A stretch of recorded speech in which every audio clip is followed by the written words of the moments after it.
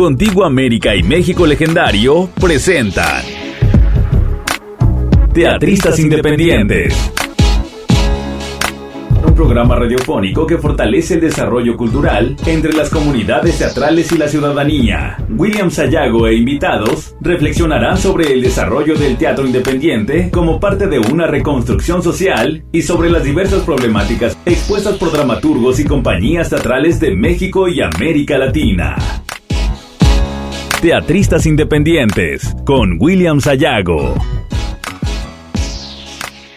Hola, muy buenas tardes. Soy William Sayago y me da mucho gusto que nos acompañen en Teatristas Independientes, un espacio para hablar con nuestros invitados sobre el teatro desde la óptica del teatro social, popular, comunitario, campesino, autónomo, es decir, el teatro que aporta a la construcción de personas.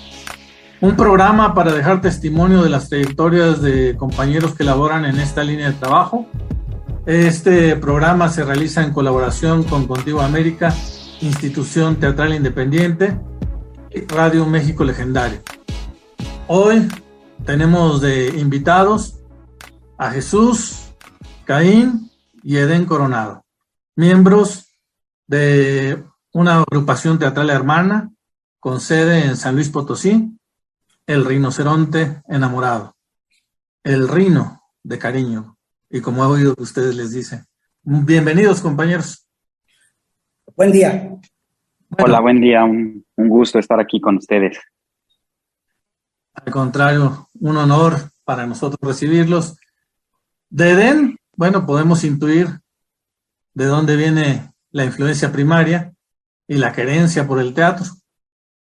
Pero, ¿nos podrían dar testimonio de dónde viene la de Caín y la de Jesús? Bueno, yo, Jesús Coronado, empecé a hacer teatro en el año de 1975, cuando todavía existía el Centro Libre de Experimentación Teatral y Artística, CLETA, y se estaba realizando en esta ciudad el segundo encuentro nacional con el lema Nuestra arma el teatro y nuestro blanco el imperialismo. El Grupo Sopilote, que era el organizador de este festival, tenía en la calle de Vallejo una escuela popular de arte a la cual ingresé a finales de abril de ese año, y a partir de ahí mi relación fue completamente directa con ellos. Primero en una cosa que se llamó la Brigada Popular de Teatro, que era, como dice el nombre, un pequeño grupo de jóvenes que en ese momento andábamos entre los 15 y 16 años de edad. Éramos como los alumnos de los Sopilotes. Después formé parte del Grupo Sopilote durante un tiempo y de ahí en adelante nuestro trabajo siempre ha estado vinculado con diferentes grupos de lo que en los años 70 se llamaban los grupos independientes. El Grupo Zumbón de la Ciudad de México, cuando estuvo el Galpón en San Luis Potosí presentándose, Contigo América en sus inicios, Los Mascarones, Cero, todo ese movimiento teatral que estuvo alrededor del CLETA. De ahí viene mi formación y mi placer por hacer teatro. Gracias. Yo digamos que soy el más pequeño de la familia, el más chico de edad, y como todo hijo chico, pues era el más rebelde. Digamos que para mí era muy claro que el teatro estaba lejos de mi panorama, y no solo el teatro, sino casi que cualquier cosa. Yo un poco, digamos, fui un joven bastante rebelde en el sentido de no quise seguir estudiando, no quería trabajar, mi vida era el skateboard, el graffiti y pues un poco el relajo en la calle. Y después de un par de años así, coincide con que en el 99 el Rinoceronte es beneficiario del programa Teatros para la Comunidad y recibe el teatro del IMSS. Y en aquel momento yo estaba un poco pues muy metido en problemas con la justicia, como buen rebelde, había claramente una postura frente a la policía, y entonces si ellos me decían aquí no puedes pintar, pues ahí iba a pintar, si me decían aquí no puedes patinar, pues ahí había que ir a patinar. Y después de varios, digamos, encontronazos con la señorita justicia, con los policías, yo creo que mi padre muy sabiamente me dijo, oye, yo sé que el teatro no te gusta, pero es un trabajo, es una manera de que te caiga una economía, ¿por qué no te vienes al IMSS? Y digamos que yo me acerqué como desde el área técnica en el asunto de claramente es una chamba, es para encontrar una economía, y era un trabajo que me permitía, digamos, como pues seguir con los pelos pintados de colores, con los tatuajes, sin que hubiera como muchas restricciones en ese sentido. Y después de unos 2-3 años, un día me descubrí jugando en el escenario ya se iban todos y como yo me quedaba como técnico, pues me descubrí jugando a hacer las obras y ahí fue el primer momento de mi vida en el que me planteé como la posibilidad de que esto me gustaba. O sea, me había descubierto que ya me había gustado el teatro, que ya quería empezar a hacer cosas, no solo estar en las luces, en la cabina o en la tramoya. Te diría que mis dos grandes maestros de teatro pues son Jesús y Erenes, mi familia, ¿no? Los vi hacer teatro desde que yo era muy niño. Pero no solo eso, sino ya cuando realmente me empecé a dedicar a hacer teatro, pues ellos fueron mis grandes maestros. Ahí viene el punto de quiebre de mi incursión al teatro. De eso hace pues ya cerca de 20 y tantos años. Eden, ¿qué te conecta con el teatro finalmente y te hace decidir permanecer en esta forma de vida, o nunca te lo has cuestionado y sientes que este es tu ambiente natural? Pues sí, como bien dices, creo que hay una inercia natural de tener el teatro como acto cotidiano en la casa, pues prácticamente desde niño. Tú imaginarás estas experiencias de lo que para un niño significa que en su casa haya escenografías, máscaras, utilería, y que el ensayo sea un acto cotidiano en el cual uno se va empezando a aprender los parlamentos de los actores que va a ensayar. Y en ese sentido, claro, el contexto familiar no solo es el tema de mi padre, sino son mis tíos, Mario Martínez, Alfredo Martínez, miembros del grupo Sopilote. Pues ahora sí que por partida doble viene la herencia saltimbanqui, casi cirquera. Sin embargo, es cierto, digamos, cuando se conforma el Rinoceronte Enamorado en 1995, creo que fue el punto de quiebre, porque hasta antes de ese momento mis incursiones habían sido, digamos, en esta dinámica del niño que actúa y que tiene una simpatía por sí sola, por ser niño. Y en este sentido, Pescar Águilas, que es la obra fundacional de la propia compañía, significó un momento de decisión, digamos, como de acceder a cierta profesionalización, de alcanzar un nivel de formación también ausente en cierto sentido, porque todo había sido de manera no intuitiva, sino de seguimiento de lo que estaba sucediendo. Y creo que ese es un primer punto. Y el segundo, yo diría que es cuando abordo el trabajo de la dirección de escena. Como seguramente mucha de la gente en este país que dirigimos, que no tenemos unas escuelas, una formación profesional de la dirección, pues sabemos que vamos en esta idea especie de escalafón, que en realidad me parece que siempre pues es bastante errónea, es decir, como que accedemos a ser actores, a actuar determinado tiempo o a rondar algunas otras áreas de la escena, y como que de ahí pasamos a la dirección, y pues también fue mi caso. Y el momento en el que empecé a dirigir me di cuenta que ahí estaban mis posibilidades artísticas, que en realidad era lo que más me llenaba, y que eso era por donde quería seguir acometiendo el paso de la escena. Y eso fue, digamos, hacia el año de 2004, de aquí para ahora. En algún momento yo platicaba con el maestro Felipe Galván, me hablaba acerca de sus hijas y me decía que, bueno, hay dos opciones, ¿no? Para los hijos, o del teatro, o en algún momento amarlo y adoptarlo. ¿Tú consideras, Caín, que tu vida, a pesar de esta vida rebelde, ha sido maravillosa? ¿En algún momento odiaste lo que implicaba el teatro en tu familia? Hay tres momentos claves. O sea, hay un momento de niño en el que todo es lúdico, ¿no? Y que como decía un poco de hace rato, o sea, por lado de mi mamá, mis tíos y digamos, hay una serie de gente que no son, digamos, como familiares sanguíneos, pero que pues siempre adoptamos como tíos, como Enrique Ballesté, Tonino y demás. Y digamos que al ser uno niño y estar ahí, pues era muy divertido y muy lúdico. La transición viene más bien un poco como hacia la adolescencia, en el que para mí había una incomprensión con el teatro. Te voy a ser muy sincero, yo decía, no entiendo por qué se encierran a trabajar, a ensayar durante meses, para luego ver los resultados, ¿no? O sea, como que yo no, como un adolescente, no alcanzaba a dimensionar qué era aquello que los apasionaba tanto. Y ya una vez que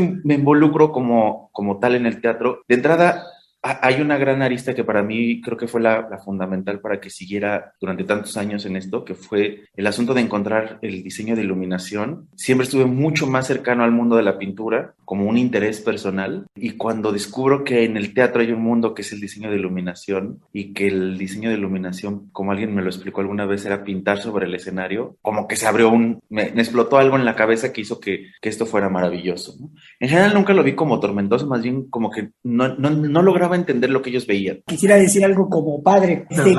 Creo que lo que fue afortunado es como no forzar a los hijos a convertirse en saltimbanquis, sino dar un cierto margen de tratar de que se emocionaran. Aquí lo que resulta es que Den muy rápido, a él sí, digamos, de muy de niño le empezó a gustar el mundo del teatro, y en ese tiempo nosotros trabajábamos mucho en las plazas, en las calles. Era muy difícil acceder a los teatros, estoy hablándote como de principios de los 80s, porque Edén nace en el año de 1979. Y entonces resultaba que un niño de 6 años, güerito, que pasaba la cachucha en la rueda que hicimos en la plaza donde estábamos trabajando, recibía más monedas que si pasábamos los adultos. Tengo que ser sincero que en un cierto momento de la infancia de Edén lo explotábamos en el mejor sentido de la palabra, o sea, era muy simpático el niño que pasaba a pedir la cooperacha. Pero con los otros hijos que tengo, que es Caín y Eurídice, el asunto fue mucho más permitirles que poco a poco se fueran enamorando del teatro. De hecho, mi hija Eurídice ahora es dramaturga y nunca me imaginé que fuera a ser escritora de teatro, y ella misma también, igual que Caín, renegaba porque decía qué cosa tan horrible repetir todos los días la misma obra una vez más, ¿no? Eso que acaba de decirte, que no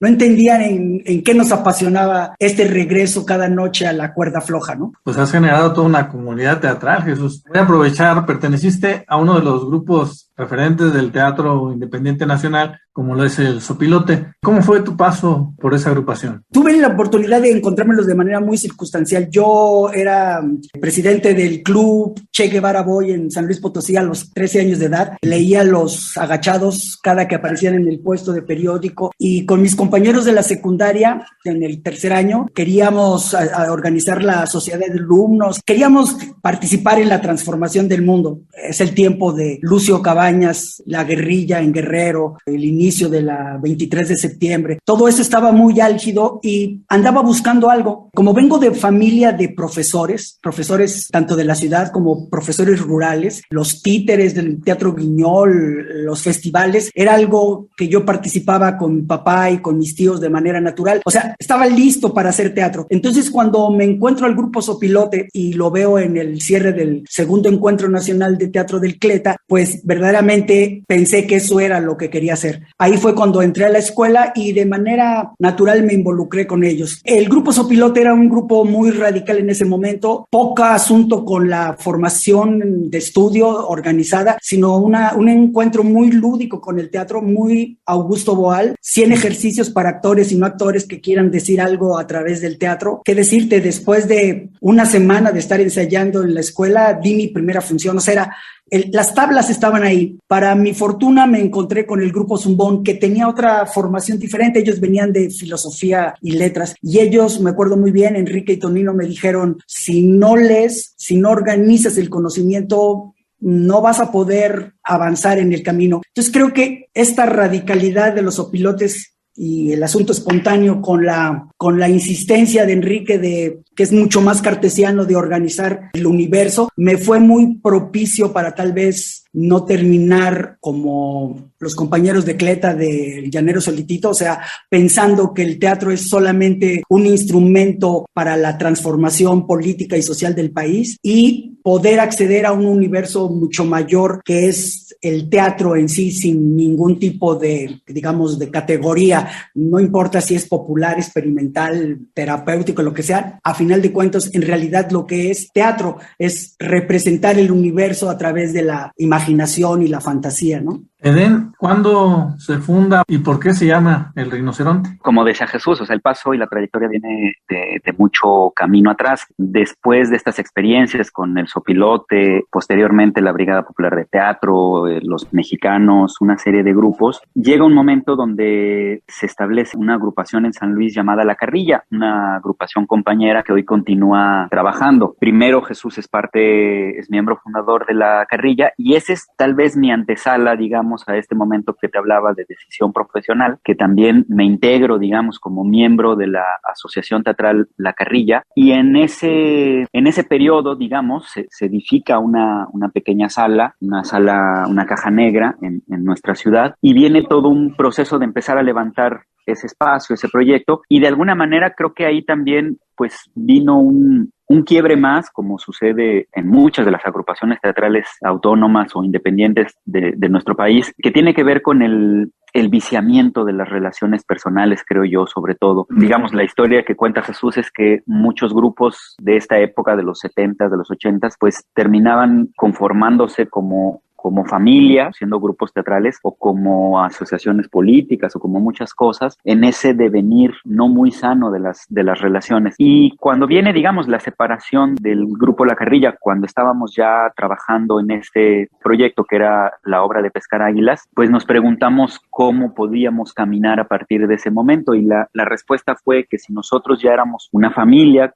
sanguínea, pues entonces no le rehuyéramos a eso, y que ese iba a ser el eje del trabajo a partir de ese momento. Nos conformamos como una pequeña célula de 3 personas, un director de escena, Jesús, una escenógrafa, Angustias Lucio, y un actor en ese momento que era yo. Y lo que hicimos fue tomar esa decisión, nada más como de cómo íbamos a caminar a partir de ese momento. No pensamos en cómo reorganizarnos ni administrativamente, ni a nivel de gestión, ni a nivel ni siquiera de cómo nos íbamos a llamar. Nos pusimos a trabajar en el montaje de Pescar Águilas, que fue un montaje de esos procesos, digamos, arduos, de más de un año de trabajo, interrumpido por el nacimiento de nuestra hermana Eurídice Isabela, y una serie de cosas que hasta el momento que íbamos a estrenar nos dimos cuenta que teníamos que tener una nueva nomenclatura de cómo llamarnos. Y en ese momento yo me acordé de la revista que editó la Brigada Popular de Teatro, en ese momento Jesús, Miguel Ángel Aguilar y Miguel Ángel Ontiveros, que llevaba por nombre El Rinoceronte Enamorado. Alejandro Aldama hace unos pocos días me compartió algunas imágenes que tienen en el archivo histórico de Contigo América de algunos ejemplares de esta revista guerrillera que se hacía en mimeógrafo, se engrapaba y se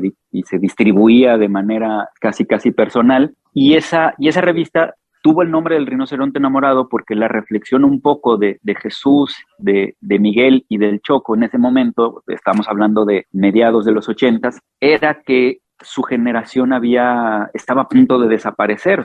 Sus antiguos colegas de otros grupos que se habían dedicado al teatro en San Luis, pues ya habían dejado la profesión, algunos por la necesidad económica de trabajar en alguna otra cosa, por múltiples factores, y que ellos se sentían un poco como esa especie en extinción que se reconoció en una nota periodística que puntualizaba los últimos 5 rinocerontes blancos que quedaban con vida en el mundo. Pensaron que eran eso, como un animal en extinción, y que lo que los sostenía era estar enamorados del teatro, y por eso nombraron a la revista con ese nombre. Y en ese momento de 1995, a punto de estrenar Pescar Águilas, pensamos que era un buen guiño recuperar ese nombre. Claro, muy, muy bonita historia. Vamos a hacer una breve pausa y enseguida regresamos.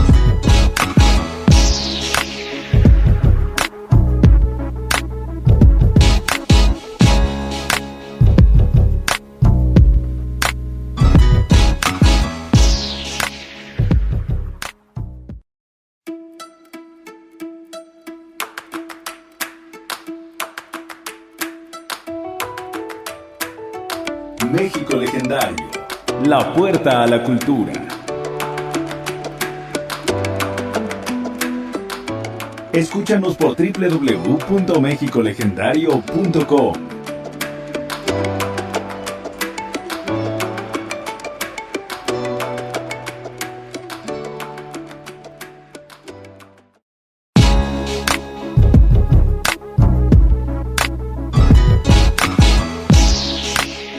Ya estamos de regreso en Teatristas Independientes. Les recordamos que estamos hablando con Caín, Edén y Jesús Coronado, compañeros, hermanos de El Rinoceronte Enamorado de San Luis Potosí. El Rinoceronte anteriormente tenía un comodato con un teatro del IMSS, pero entiendo que ahora administran su propio espacio. ¿Cómo es pasar de este modelo mixto a la total autonomía de un espacio propio? ¿O me estoy equivocando? ¿Sigue siendo o teniendo algún tipo de mixtura? En realidad, digamos que la experiencia del comodato fue muy enriquecedora y transformadora en el mejor sentido de la palabra. Como te contaba, los inicios del Rinoceronte pues implicaban una pequeña célula de 3 personas. En ese momento también definimos que a partir de ahí no seríamos una compañía de elenco estable, y que lo que haríamos o lo que intentaríamos era hacer una factoría de proyectos, que nosotros como cabeza del proyecto definiríamos cuál era el siguiente montaje, cuál era la siguiente acción, y que en ese momento íbamos a convocar al elenco idóneo, justamente en esta libertad de no tener que ser un elenco estable.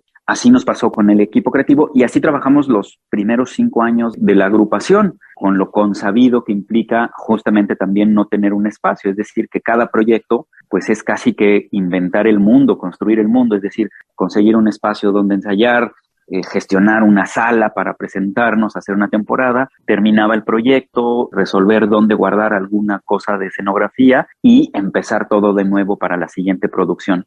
En ese sentido, cuando aparece por primera vez la convocatoria de teatros para la comunidad teatral, no voy a decir que no nos emocionó, pero que al mismo tiempo pensamos que era algo que nos rebasaba para la estructura que teníamos en ese momento. Y la dejamos pasar, literalmente, no aplicamos. Sin embargo, en ese ínter que el proyecto arrancó, tuvimos la gran fortuna de dialogar con 2 creadores del país que estimamos mucho, con Fito Arriaga del Tatúas en Sinaloa, y Fito lo que nos dijo es, esto es una chinga, sin duda, es un trabajo muy arduo, pero si logran calentar el teatro y si logran sostenerse un año sin caerse de la cuerda, creo que van a venir las mieles, digamos, de disfrutar lo que es un espacio para producir. Y por otro lado, en ese mismo sentido, Mauro Mendoza de la troupe nos decía que curiosamente en este país nos hemos acostumbrado a hacer el teatro pues en la sala de nuestra casa y con los muebles de nuestra casa y en toda esta lógica, pero que el teatro pues se producía en un espacio que tuviera las condiciones idóneas, como una sala hecha y derecha, y que en ese sentido, pues Teatros para la Comunidad para ellos había sido esa gran fortuna. Nos convencieron, aplicamos, y a partir de ese momento, pues toda la dinámica del grupo cambió. Evidentemente, tuvo que haber un crecimiento del equipo, y sobre todo del equipo ya en áreas un poco mucho más distintas de la propia escena. Estoy hablando de administración, de difusión, de gestión y administración de una sala, y tuvimos que aprender muchas de estas cosas que no hacíamos antes. En ese sentido, esos 9 años pues fueron este crecimiento y este enriquecimiento del modelo de la compañía. Efectivamente tuvimos la fortuna de contar con las llaves del teatro y de producir en los tiempos que nosotros queríamos y de explotar al máximo, tener esa sala a nuestra disposición. Y con el tiempo, como tú recordarás que la convocatoria de Teatros para la Comunidad Teatral era cada 3 años, nosotros estuvimos en 3 emisiones. Conforme pasábamos de una a otra emisión, nos dimos cuenta que el proyecto cada vez se volvía un poco más difícil, más complejo en su relación con las múltiples instituciones, porque no solo era el FONCA, no solo era el IMSS. En ese sentido, cada vez lo veíamos más difícil y que de alguna manera estaba pues a punto de culminar, como además sucedió años más tarde. Y entonces nos dimos cuenta que no podríamos seguir viviendo sin tener un teatro. A mediados de este proceso de estar comodato con el Seguro Social y sabiendo que por la misma naturaleza del programa un día tendríamos que entregar el edificio, pensábamos que no podríamos volver a regresar a la sala de nuestra casa. Ahí por fortuna conocimos a Philip Amat, vino a hacer la escenografía de una obra que se llamó Cantina La Conquista y él nos contó de un programa que estaban cocinando en ese momento en un departamento de Conaculta muy pequeño, era un cubículo que se llama PAISE, Programa de Apoyo a la Infraestructura Cultural en los Estados. Y allí estaban arrancando un diseño de un teatro prearmado para que se construyeran varios en el país. Fuimos a dar a esta oficina, conocimos a una de las funcionarias más brillantes que he conocido, licenciada Laura Lechuga, y nos entregaron las convocatorias de ese programa, eran gigantescas. Correspondía todo un legajo que es el proyecto estructural, que tiene que ver todo con la construcción, y otro gran legajo que es el proyecto cultural. Faltaban 2 meses para que cerrara la convocatoria. Laura nos vio con bastante escepticismo, o sea, de a ver si pueden, muchachos, y regresando a San Luis nos abocamos a llenar estos formatos bastante extenuantes. Logramos conseguir una carta compromiso del gobierno del estado para hacer una donación sobre $1.5 million de pesos para un terreno. Entregamos en tiempo y forma nuestro ingreso a la convocatoria y a los 15 días más o menos Laura Lechuga nos llama y nos dice que no íbamos a pasar a ningún tipo de dictaminación de esa convocatoria porque las bases de operación insistían en que una carta compromiso no era suficiente. Habían tenido muchos casos parecidos donde después de favorecer algunos proyectos, esas cartas no se cumplían y generaban muchos problemas administrativos. Entonces, que mientras que no tuviéramos el terreno donde edificar esta sala teatral, no podríamos participar. Pero que le habíamos sorprendido en el sentido de la manera en que habíamos integrado el proyecto. Como te imaginarás, pues nos dio una depresión terrible, pero más o menos 6 meses después volvimos con el asunto de el comodato del IMSS se va a acabar, necesitamos regresar a esto y reiniciamos una serie de asuntos administrativos hasta que conseguimos no una propensa de dinero, sino un predio que se nos entregó en comodato. Regresamos con Laura Lechuga y nos encontramos con una magnífica noticia, que el programa del proyecto de los teatros prearmados había desaparecido y por lo tanto podríamos intentar concursar para la edificación de una sala teatral en la cual nosotros decidiéramos el proyecto arquitectónico. Te soy sincero, nunca nos había gustado el diseño prearmado, pero era la opción que existía y esto nos abrió infinitas posibilidades. 2 arquitectas, Angustias Lucio y Carla Telles, tuvimos una reunión de trabajo y juntamos a todo el equipo técnicos, creativos que estaban alrededor y todo el mundo empezó a decir cómo le gustaría que fuera nuestra sala teatral. Una extensa carta para Santa Claus. Cuando terminamos de eso, las arquitectas nada más dijeron, ¿y con cuánto dinero cuentan? Porque de eso vamos a ver hasta dónde podemos satisfacer sus necesidades. Hicimos un ajuste pensando en los montos que podíamos obtener a través del PAICE.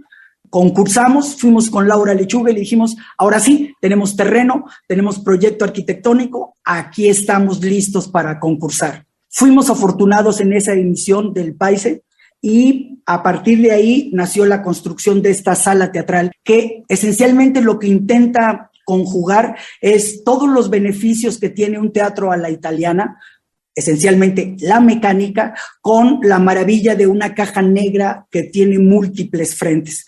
Y de esta manera se edificó nuestra sala. El proyecto original más o menos tiene un costo de 12 millones de pesos. El 60% lo obtuvimos a través del PAICE. El 15%, que en realidad es el costo del predio esencialmente, a través de la Secretaría de Cultura, y el otro 25% fue lo que logramos reunir como compañía teatral. Desde que arrancamos nuestras actividades en 1995, siempre fuimos muy conscientes de que una parte de los ingresos, fuera cual fuera la situación en que estuviéramos viviendo, íbamos a destinarlo a la infraestructura. En ese sentido, nosotros nos consideramos un tanto cuanto marxistas en el sentido de que decimos que la apropiación de los bienes de producción es lo que nos dará la verdadera autonomía. Y de ahí viene este asunto de ser dueños de nuestros recursos, porque la creatividad, pues ahí está lista para que se volque en cualquier espacio. Estamos llegando al final de esta primera parte de la entrevista con Caín, Edén y Jesús Coronado, integrantes del grupo El Rinoceronte Enamorado de San Luis Potosí. Muchas gracias por esta entrevista y los esperamos la próxima semana, el jueves a las 19 horas, para escuchar la segunda parte con la entrevista con El Rinoceronte Enamorado. Muchas gracias a Radio México Legendario y a Contigo América, a nuestros productores Marlene López y Mario de la Fuente. Nos escuchamos la próxima semana para seguir hablando sobre teatro independiente. Contigo América y México Legendario presentaron Teatristas Independientes,